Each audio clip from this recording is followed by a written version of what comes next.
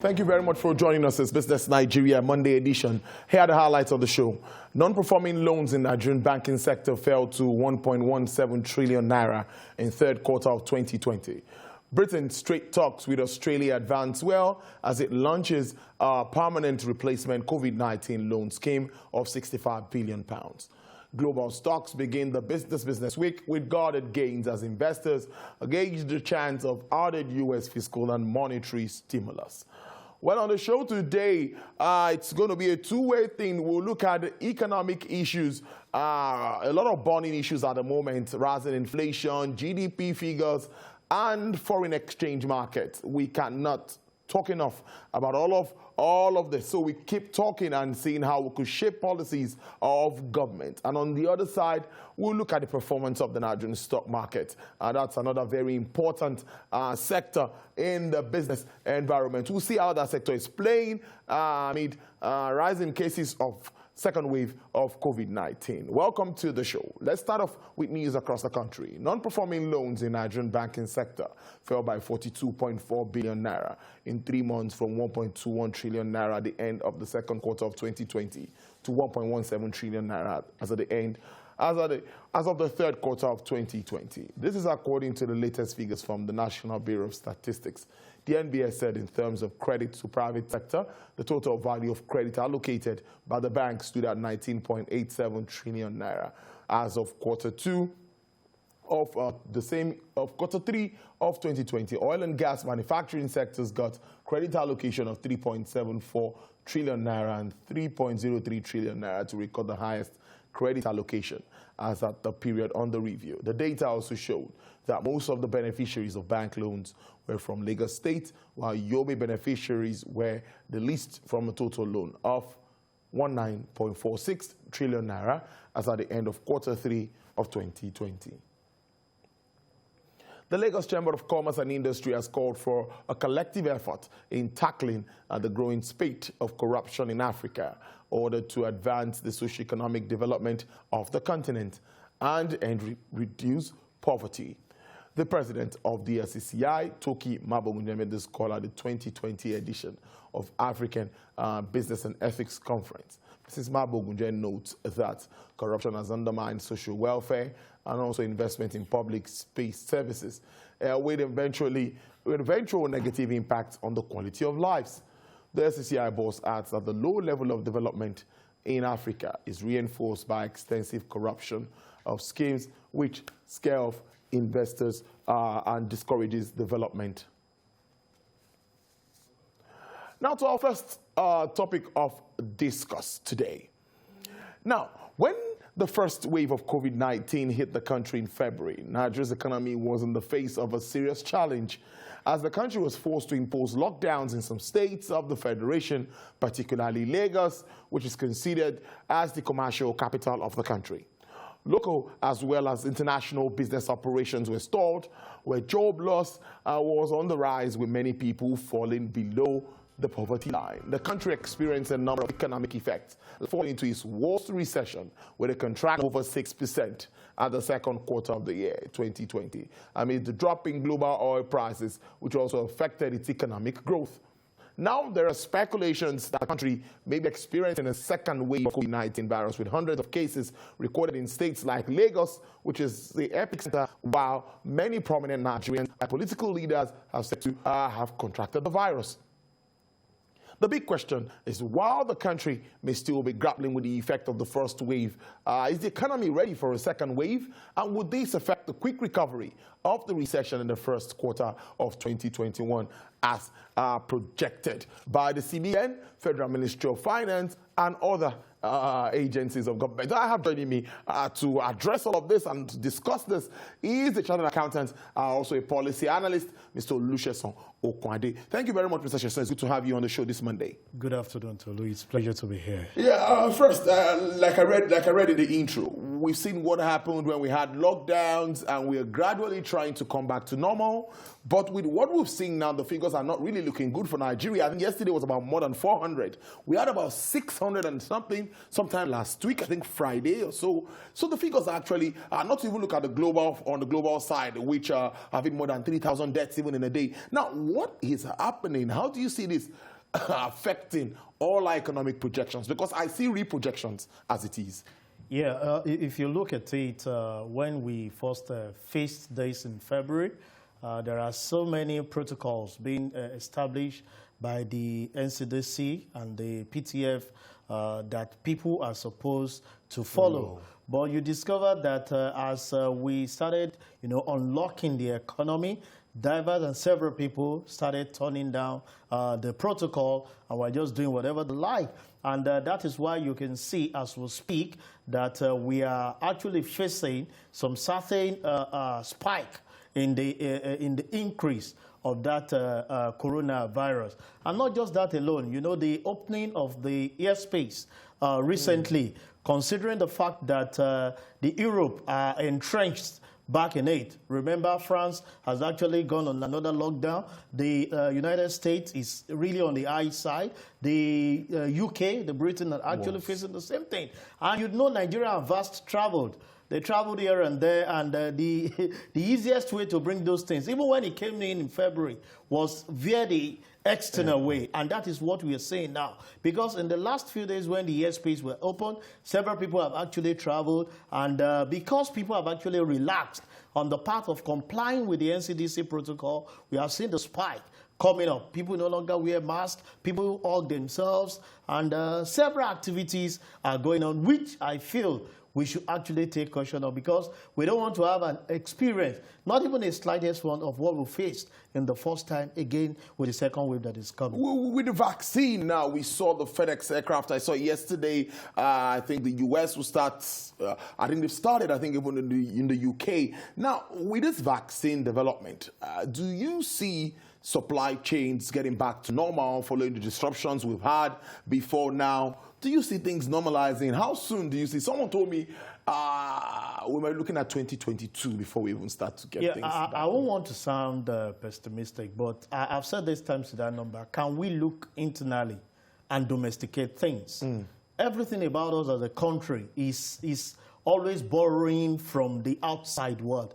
But if you look at the way this pandemic hit the European world compared to us here, you discover that there are different approach that we can put to it. And what can we do locally to make sure that things are better managed than relying on the other, the foreign entity, on the way they go about it? Fine, vaccine is good. But the way a white man behaves, is it the same system that we operate? No, the answer is no. What can we do internally? And you see what COVID has taught us, that the government is really not looking into, but going back to what they know how to do best, which is relying on foreign countries in doing their activity, is what the problem we're still faced with. I feel there are several things that we can do locally, that can go through our NAFDAC. And those things will be certified.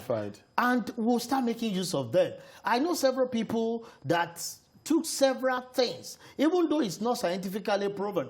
But we are Africans. Our body system is quite different from what a white man would take. So I think what the government needs to do is, rather than relying on what Pfizer will give to us and other people, let's domesticate things. Let's look at things internally that will work with our system. And that's why we're still having problem with our economy. Because most of the things we try to do is to copy the Western world. Fine, globalization is good, but it's much more better when you produce things locally and give out to the people. That's why we see the Asian country developing.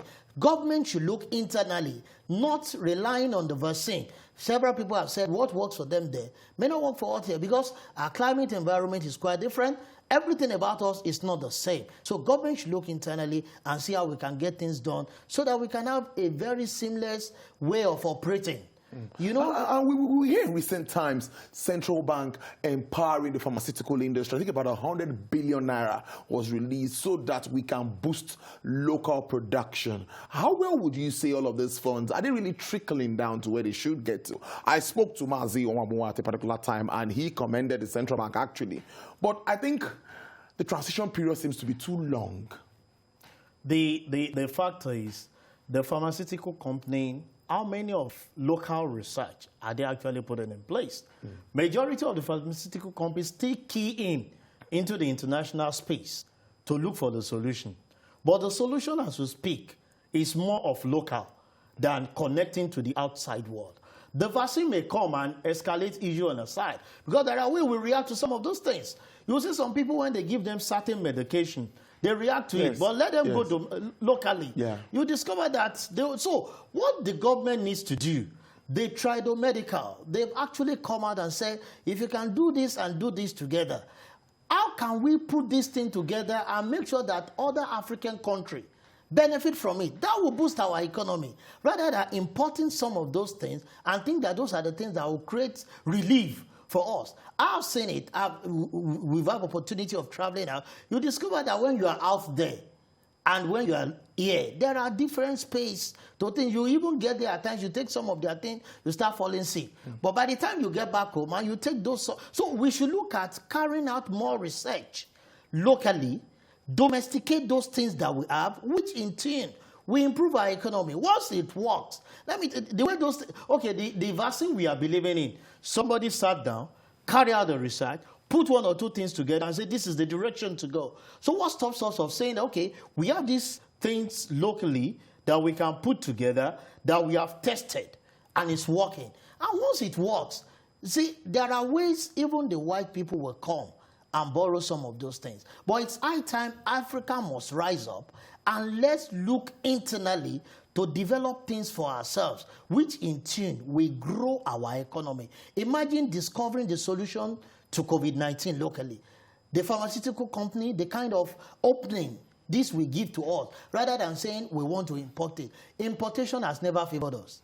It has actually impacted so much on our economy, and that's why we are not growing. But it's high time. And I thought government would take a lesson from COVID, because during those periods, so many things were done locally. And it assisted us. That was when the government was able to put in check the closing of the border so that we can do things internally. But, you know, we are getting relaxed and we feel that, okay, things are going on. Let's go back to status quo. But that will not assist our economy in any way. Let's learn how to domesticate things. There is solution for COVID-19, this pandemic, this ailment, in this African setting. And I believe in it. They tried medical. There are some certain people that have taken one or two things. Fine, we might say it's not scientifically proven. Fine, science is for the Western world. I have to say that. But there are things that are proven locally. There are some people that don't even go to hospital. And health-wise, they are much more. What do they take?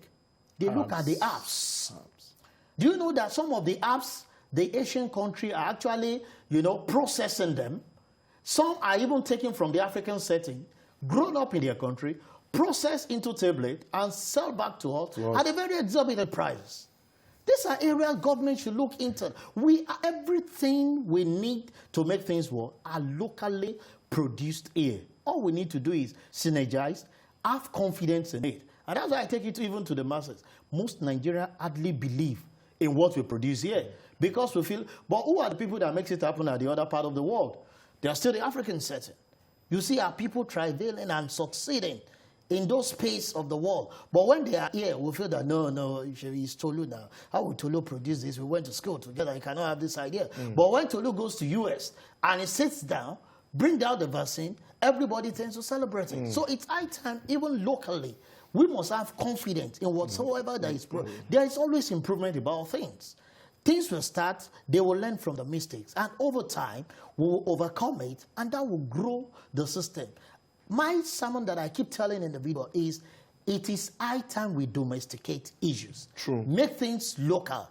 When we have actually satisfied ourselves, then we can transfer to other parts of the world and we'll make things There are a lot of things we need to domesticate. We need to domesticate petroleum production in our country. We need to domesticate agriculture. We need to, everything needs to just be, I'm looking at policy adjustments now. We've seen what's playing out in the foreign exchange market all around. If we stay on all of this, we'll keep on and on and on.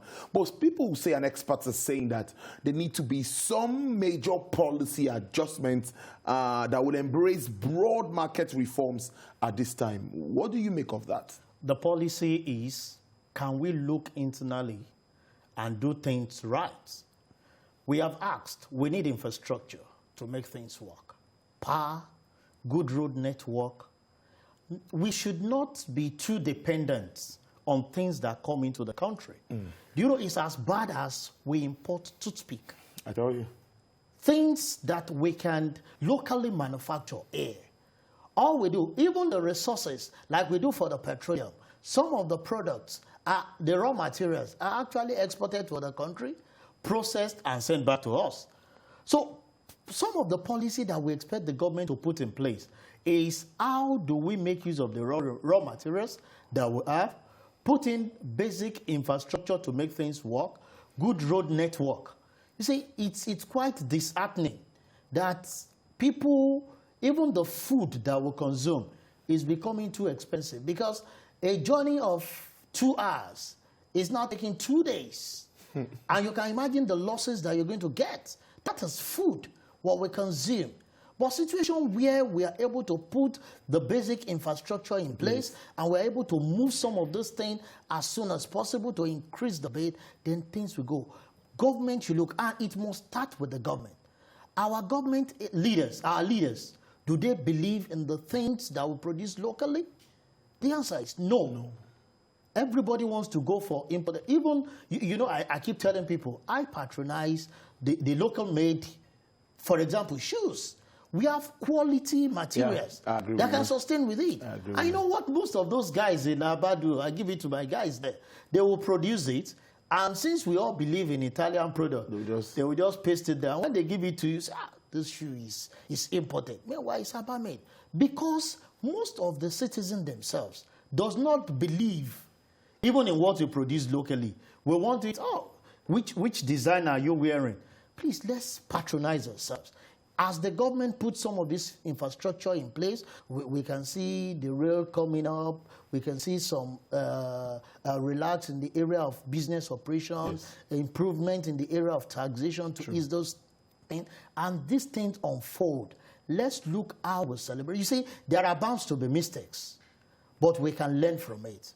And there will definitely be improvement, which in tune, you can imagine if somebody start with a production of 100 of a pen, and we're able to say, this pen is like this, and you are able to improve on the feedback.